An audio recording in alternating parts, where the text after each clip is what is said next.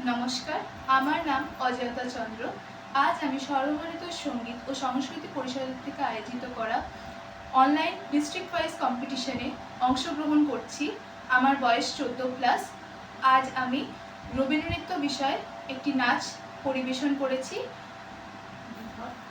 বিভাগ ক। ধন্যবাদ।